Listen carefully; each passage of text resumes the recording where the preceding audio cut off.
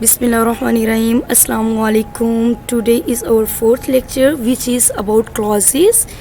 As you know, our previous lecture was about phrases, and in this lecture you will learn what is clause, what's the difference between clause, phrase and a sentence. Okay, let's get start today's lecture, which is about clauses. सबसे पहले हम सीखेंगे कि clause कहते किसको हैं, लेकिन मैं सबसे पहले आपको इतना बता दूं कि आपको इतनी शॉर्ट वीडियो में क्लॉजेस के बारे में कंप्लीट कॉन्सेप्ट कहीं से भी नहीं मिलेगा। आप अगर क्लॉज के बारे में सर्च करेंगे व्हाट इज़ क्लॉज, तो उसमें आपको बहुत लंबी चौड़ी वीडियो देखनी पड़ेगी जो कि होगी, बट मैंने अपने लेक्चर में बिल्कुल एक समरी आपको दिखा के तो बिल्कुल समझाने की कोशिश की है कि जो कि बिल्कुल एक समरी होगी और बहुत शॉर्ट होगी। अच्छा जी, चले आए समझते हैं कि क्लॉज कहते किसको हैं। सबसे पहले सेम वर्ड जैसे कि आपने सेंटेंस में यूज़ किया था, मेरे प्रीवियस लेक्चर जिन्होंने नहीं देखे वो लास्ट में देखें, उनको समझ आ जाएगी कि सेंटेंस में, फ्रेज में और अब ये जो हम पढ़ने लगे हैं क्लॉज में क्या फ़र्क है। A clause is a group of words. सबसे पहले सिंपल कि एक क्लॉज जो है ना, एक लफ्ज़ों का एक जुमला होगा, लेकिन एक ग्रुप होगा, लफ्ज़ों का ग्रुप होगा। A clause is a group of words, subject the doer and the verb. Second point क्या होगा कि एक सबसे पहले तो एक ग्रुप है वर्ड्स का, and this group of words must contain subject and verb.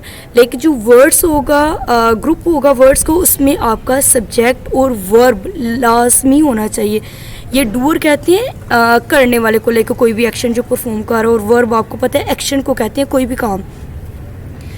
हाँ जी, थर्ड पॉइंट पे आए। Third point, subject in a clause can be hidden or visible but the verb should be visible. देखिए, अब जब भी clause ढूंढेंगे या देखेंगे कि क्लॉज किसको कहते हैं, पहले तो आपको ग्रुप ऑफ वर्ड्स मिलेगा, then this group of words should contain subject and verb. मतलब उस ग्रुप ऑफ वर्ड्स में आपका सब्जेक्ट और आपका वर्ब लाजमी होना चाहिए। और जो थर्ड पॉइंट है वो ये है कि आपका जो सब्जेक्ट होता है वो मे बी समटाइम्स वो हिडन हो, मीन्स वो शो ना हो रहा हो, जिस तरह कुछ सेंटेंसेस में वो लेफ़्ट आउट होते हैं तो वो हिडन भी हो सकता है, लेकिन वर्ब भी हिडन नहीं होगा, वर्ब शो हो रहा होगा, ज़रूर हो रहा होगा। फोर्थ पॉइंट है, अ clause can be a part of compound और कॉम्प्लेक्स सेंटेंस। देखें, ये कंपाउंड और कॉम्प्लेक्स सेंटेंस क्या है, अब ये आपको एक सेपरेट सी वीडियो देखनी पड़ेगी। सेंटेंसेस की डिफरेंट टाइप्स हैं, जो कि आपको सिंपल सेंटेंस मिल जाते हैं, बिल्कुल सिंपल सी स्टेटमेंट होती है। कंपाउंड सेंटेंस मिलती हैं। कंपाउंड जैसे कि कहते हैं more than two things, like उसमें टू क्लॉजेस हो सकती हैं, एक सेंटेंस में दो क्लॉजेस हो सकते हैं, वो कंपाउंड सेंटेंस कहलाएगा। और कॉम्प्लेक्स में जैसे कि नाम से ही इंडिकेट हो रहा है कि कॉम्प्लेक्स सेंटेंस में मोर देन टू क्लॉज हो सकते हैं और थोड़ा कॉम्प्लिकेटेड सा सेंटेंस हो सकता है, उसको हम कॉम्प्लेक्स सेंटेंस बोलेंगे। जो एक क्लॉज है वो पार्ट हो सकता है कंपाउंड या कॉम्प्लेक्स सेंटेंस का। नेक्स्ट पॉइंट देखिए, a clause can act as a sentence और पार्ट ऑफ सेंटेंस। देखिए, जो एक क्लॉज है वो एक सेंटेंस के तौर पर, लाइक खुद ब खुद भी वो एक सेंटेंस हो सकता है या फिर वो सेंटेंस का पार्ट होगा। चलें ब्रीफली मैं रिपीट करती हूँ कि क्लॉज कहते किसको हैं और क्लॉज आप किसको कहेंगे। क्लॉज कहेंगे एक ग्रुप ऑफ वर्ड्स को जिसके अंदर आपको सब्जेक्ट और वर्ब, मीन्स सब्जेक्ट कहते हैं काम करने वाले को जो काम कर रहा होता है, और वर्ब कहते हैं जो भी एक्शन परफॉर्म हो रहा होता है। लाइक मैं आपको पढ़ा रही हूँ तो ये मेरा वर्ब है, लाइक मेरा एक्शन है। तो ये दो पॉइंट तो ये मेन पॉइंट होंगे, लाइक ग्रुप ऑफ वर्ड्स होगा उसमें सब्जेक्ट और वर्ब होगा। और समटाइम्स इस तरह होता है कि जो आपका सब्जेक्ट होता है वो हिडन भी हो सकता है या फिर विजिबल भी हो सकता है, बट हिडन भी हो सकता है। और लेकिन वर्ब हमेशा आपका विजिबल होगा। और दूसरे पॉइंट हैं जो कि एक क्लॉज जो है वो या तो खुद सेंटेंस होगा या फिर पार्ट होगा किसका, सेंटेंस का। अदर सेंटेंस में भी लाइक कंपाउंड सेंटेंस है या कॉम्प्लेक्स सेंटेंस है। चलिए आप कुछ एग्जांपल से देख लें, आपको मज़ीद अंडरस्टैंडिंग हो जाएगी कि क्लॉज कहते किसको हैं। बच्चे हमेशा कंफ्यूज होते हैं क्लॉज में, फ्रेज में और सेंटेंस में, like what's the difference between this clause phrase and sentence. इंशाल्लाह आपको लास्ट पे मैं ये डिफरेंस लास्ट में क्लियर करूँगी कि इसमें क्या डिफरेंस है। चलिए एग्जांपल देख लें। He is a nice person. देखिए he is a nice person, इसमें फर्स्ट ऑफ ऑल आपने क्या देखना है, अ ग्रुप ऑफ वर्ड्स। देखिए ये ग्रुप ऑफ वर्ड्स है and this group of words must contain a subject and a verb. देखिए इसमें सब्जेक्ट क्या है, ही क्या है हमारा सब्जेक्ट, हम ही की बात कर रहे हैं, ये हमारा सब्जेक्ट है। और वर्ब, देखिए वर्ब डिफरेंट टाइप्स के होते हैं। एक मेन वर्ब होता है जो कि फंक्शन परफॉर्म, जिसमें फंक्शन बताते हैं लाइक एक्शन, और कुछ हेल्पिंग वर्ब्स भी होते हैं और वो भी वर्ब्स ही होते हैं। मीन्स हमारी जो क्लॉज की पहचान है उसमें सब्जेक्ट और वर्ब लाजमी होना चाहिए। बाकी जो प्रेडिकेट होता है या ऑब्जेक्ट हम जिसको कहते हैं वो हो या ना हो डजेंट मैटर, लेकिन दो ये जो सब्जेक्ट और वर्ब लाजमी होना चाहिए, जो कि हमें फर्स्ट अपनी एग्जांपल में मिल गया।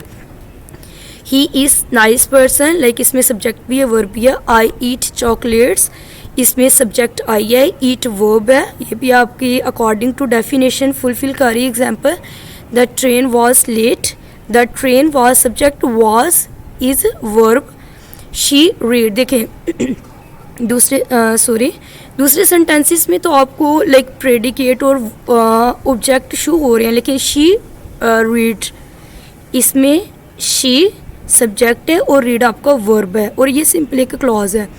दे ओपन द डोर, दे यहाँ सब्जेक्ट है और ओपन वर्ब है। सो आपकी जो डेफिनेशन थी क्लॉज की कि क्लॉज एक ग्रुप ऑफ वर्ड्स का, उसमें सब्जेक्ट और उसमें वर्ब लास्ट में होना चाहिए, उसके अकॉर्डिंग आपकी एग्जांपल्स फुलफिल हो रही हैं। चलिए हम नेक्स्ट जाते हैं, इसकी कुछ टाइप्स देखते हैं। Types of clauses, actually there are two main types of clauses, जिसको आप इंडिपेंडेंट क्लॉज और डिपेंडेंट क्लॉज कहते हैं। लेकिन इंडिपेंडेंट क्लॉज को हम प्रिंसिपल क्लॉज भी कहते हैं, मेन क्लॉज भी वो हमारा कहलाता है, और इंडिपेंडेंट क्लॉज भी होता है। ठीक है, कहीं आपको लिखा मिलेगा कि प्रिंसिपल क्लॉज या सबऑर्डिनेट या इस तरह लिखा मिलेगा, 3-4 नाम है। प्रिंसिपल क्लॉज या मेन क्लॉज या independent clause, and second type is subordinate clause and dependent clause. देखिए इंडिपेंडेंट और डिपेंडेंट क्लॉज का किसको नहीं पता, सबको पता है। इंडिपेंडेंट का मतलब होता है ऐसा फ्रेज है, ऐसा ग्रुप ऑफ वर्ड्स है जो इटसेल्फ मीनिंग दे रहा है, लाइक वो फुल मीनिंग दे रहा है। जिस तरह मैंने आपको कहा था कि शी रीड, पीछे एग्जांपल हमने पढ़ी है शी रीड, तो इस एग्जांपल में आपको समझ आ रही है कि शी रीड मीन्स हमारा सब्जेक्ट भी वर्ब भी और मीनिंग भी आ रही है कि वो शी रीड वो पढ़ती है। ठीक है, तो ये इंडिपेंडेंट क्लॉज आता है। लेकिन जो सब ऑर्डिनेट क्लॉज होता है या डिपेंडेंट क्लॉज होता है, उसमें क्या होता है कि क्लॉज को अपना मीनिंग फुलफिल करने के लिए किसी दूसरे सेंटेंस की ज़रूरत पड़ती है, दूसरे क्लॉज की ज़रूरत पड़ती है। चलिए मैं देख लेते हैं आगे। देखें प्रिंसिपल क्लॉज, जैसे कि मैंने आपको पहले बताया कि प्रिंसिपल क्लॉज को हम इंडिपेंडेंट क्लॉज कहते हैं। इंडिपेंडेंट क्लॉज का मतलब ये है कि ये अपना मीनिंग खुद ही देगा। एग्जाम्पल के साथ आपका ज़्यादा क्लियर हो जाएगा। Principal clause is a group of words that consist of subject and verb. देखिए बेशक वो डिपेंडेंट क्लॉज है या बेशक इंडिपेंडेंट क्लॉज है, लेकिन आपका group of words which consist of subject and verb it must be, like एक ग्रुप ऑफ वर्ड्स होगा जिसमें सब्जेक्ट और वर्ब लाजमी होगा, ये दोनों में कॉमन है। इट मेक, ये देखें ये आपका जो है ना वो डिफरेंट है थोड़ा सा डिपेंडेंट क्लॉज से, ये इंडिपेंडेंट क्लॉज के लिए है। It can make a complete sense by itself, means जो प्रिंसिपल क्लॉज होता है वो अपनी सेंस खुद कंप्लीट करता है, उसको अपनी सेंस बताने के लिए या समझाने के लिए किसी दूसरे क्लॉज की कोई ज़रूरत नहीं होती। An independent clause cannot be used as noun, adverbs or adjective because they are complete sentences by itself। देखें ये लास्ट लाइन में कह रहे हैं कि जो प्रिंसिपल क्लॉज होते हैं जिसको मेन क्लॉज भी कहते हैं और इंडिपेंडेंट क्लॉज भी कहते हैं, इनको अपना मीनिंग शो करने के लिए ना तो वर्ब खुद को बनाने की ज़रूरत होती है, ना एडवर्ब बनाने की ज़रूरत होती है, और ना ही एडजेक्टिव बनाने के लिए ज़रूरत होती है। वो इटसेल्फ अपना मीनिंग दे रहा होता है, तो उसको कोई ज़रूरत नहीं होती वो एज अ नाउन काम करें या एज अ वर्ब काम करें या फिर एज अ एडजेक्टिव काम करें। चले हम एग्जाम्पल से देखते हैं कि प्रिंसिपल क्लॉज किसको कहते हैं। देखिए एग्जाम्पल मैंने दिखाई है, शी राइट्स लेटर। आपको इसकी सेंस समझ आ रही है कि शी राइट्स लेटर, वो ख़तो ख़ताब जो होती है, खतूत लिखती है, समझ आ रही है। इसमें कोई ऐसा नहीं है कि नहीं ये तो सेंस कंप्लीट नहीं है। तो ये होता है इंडिपेंडेंट क्लॉज, जिसको मेन क्लॉज या प्रिंसिपल क्लॉज भी बोला जाता है। इट इज़ डार्क, लाइक मैं कहूँ कि इट इज़ डार्क, तो वो आपको समझ आ रही है कि इट इज़ डार्क का क्या मतलब है, कि आपको मीन्स इसका मीनिंग बिल्कुल क्लियर हो रहा है कि यहाँ बहुत अंधेरा है। ठीक है जी। आई विल टेक एक्शन, मैं एक्शन परफॉर्म करेंगी, मैं यहाँ एक्शन लूँगी, इसकी भी सेंस बिल्कुल क्लियर है। She is my best friend, इसकी भी सेंस क्लियर है। देखिए आपको ये चारों सेंटेंस में सब्जेक्ट भी मिलेगा और वर्ब भी मिलेगा और इनकी सेंस भी कंप्लीट है। तो ये हमारे होते हैं मेन क्लॉज या इंडिपेंडेंट क्लॉज, या फिर हम इनको प्रिंसिपल क्लॉज कहेंगे। देखिए आप कुछ स्टूडेंट्स के ज़हन में आएगा कि अगर ये क्लॉज हैं तो सेंटेंसेस फिर क्या होते हैं। जी बिल्कुल एग्जैक्टली, मैं आपकी ये कन्फ्यूजन दूर करूँगी। इसको आप सेंटेंसेस भी कह सकती हैं और क्लॉज भी कह सकती हैं। अब क्लॉज और सेंटेंस में डिफरेंस क्या है वो आगे मैं जाके बताऊंगी। चलिए हम नेक्स्ट देख लें, सब ऑर्डिनेट क्लॉज। देखिए सब ऑर्डिनेट क्लॉज कहते हैं किसी छोटी चीज़ को, लाइक एक ऐसी चीज़ जो किसी की अंडर है। लाइक प्रिंसिपल है, प्रिंसिपल ने तो खुद काम करना है, और सब ऑर्डिनेट मतलब जो टीचर्स होती हैं, like you can say in other words. और ये डिपेंड होता है, डिपेंडेंट क्लॉज होता है, लाइक इसको अपना मीनिंग बताने के लिए किसी दूसरे क्लॉज की ज़रूरत पड़ती है। सेकेंड लाइन देखें, it needs an independent clause to complete its meaning, means कि ये खुद ब खुद अपना मीनिंग जो है ना वो फुलफिल नहीं कर सकता, और सब ऑर्डिनेट को या डिपेंडेंट क्लॉज को अपना मीनिंग शो करने के लिए एक दूसरे क्लॉज की ज़रूरत पड़ती है।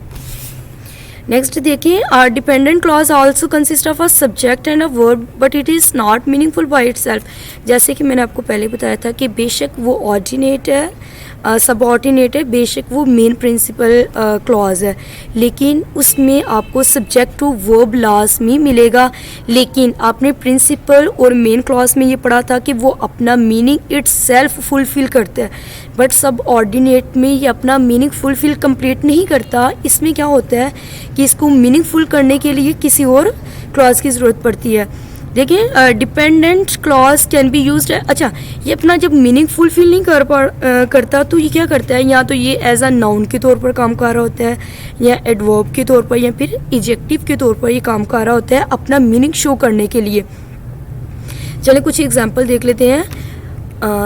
चलें जी, एग्जांपल्स आपके सामने हैं। If you are free, what if you are free. देखें आपको मैं एक बता दूं कि सबऑर्डिनेट क्लॉज की या डिपेंडेंट क्लॉज की कुछ जो आइडेंटिफिकेशन आप कैसे करेंगे। हमेशा ऐसे सेंटेंसेस जिनके स्टार्टिंग में आ जाए if, because, while, as soon as, after, like this, इस तरह की जो वर्ड्स आ जाते हैं वो हमारे डिपेंडेंट क्लॉज होते हैं। कि मीन्स बिकॉज आ जाए तो जाहिर है उसमें दो क्लॉजेज यूज़ होंगे तो फिर ही सेंटेंस कंप्लीट होगा। देखिए if you are free, what if you are free, मतलब ये आपकी इसकी सेंस कंप्लीट नहीं हो रही। इफ़ यू आर फ्री ये आपका डिपेंडेंट क्लॉज है और इसके आगे आप कोई सेंटेंस जोड़ेंगे तो ये कंप्लीट होगा। Its mean it required one more clause to complete its sense, means अपनी सेंस को कंप्लीट करने के लिए इसको एक और सेंटेंस की ज़रूरत है। Because they are free, what because they are free means आगे कोई बात है ना जो कि इनकम्प्लीट है। So although I was scared and forth after they eat dinner. देखें जहाँ इफ़ है, बिकॉज है, ऑल्दो है या आफ्टर है, ये आपको एक कंप्लीट, इसमें सब्जेक्ट भी है। देखिए आपको सब में सब्जेक्ट और वर्ब नज़र आ रहा है, लेकिन ये कंप्लीट सेंस नहीं दे रहे बिकॉज इनके सामने इफ़, बिकॉज, ऑल्दो, आफ्टर वगैरह लगा हुआ है, तो ये कंप्लीट सेंस नहीं दे रहा। सो ये था हमारा clause. What is clause? Two main types of clause which was about dependent clause and independent clause. देखिए मैंने कहा है कि जो डिपेंडेंट क्लॉज होती है वो एज अ नाउन वर्क करती है या एज अ एडवर्ब या एज अ एडजेक्टिव। अब जिन लोगों को नाउन, एडवर्ब, एडजेक्टिव का नहीं पता तो वो काइंडली मेरी नेक्स्ट आने वाली वीडियो क्लास में देखें, उनको पता चल जाएगा। यानी समझ आएगी। देखिए क्लासिफिकेशन, अब क्लासिफिकेशन किस चीज़ की है, क्लासिफिकेशन हम करें डिपेंडेंट क्लॉज की, बिकॉज डिपेंडेंट क्लॉज वर्क करता है या तो नाउन के तौर पर या एडवर्ब के तौर पर, या रिलेटिव क्लॉज, रिलेटिव क्लॉज आप एडजेक्टिव क्लॉज भी कह सकते हैं।